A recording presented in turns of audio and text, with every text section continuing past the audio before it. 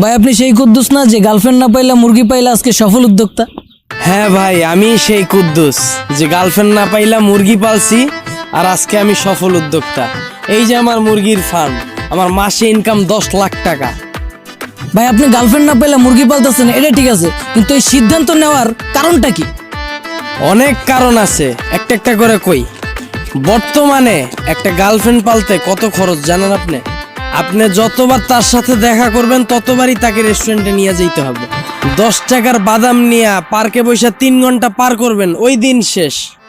এবার হিসাবে আসেন, তার সাথে আপনি যদি মাসে অন্তত 10 দিন দেখা করেন, 10 দিনই তাকে রেস্টুরেন্টে নিয়ে যেতে হবে। আর 10 দিনে রেস্টুরেন্টে নিয়ে গেলে অন্তত খরচ আছে 10,000 টাকা। এটা তো গেল প্রাথমিক খরচ।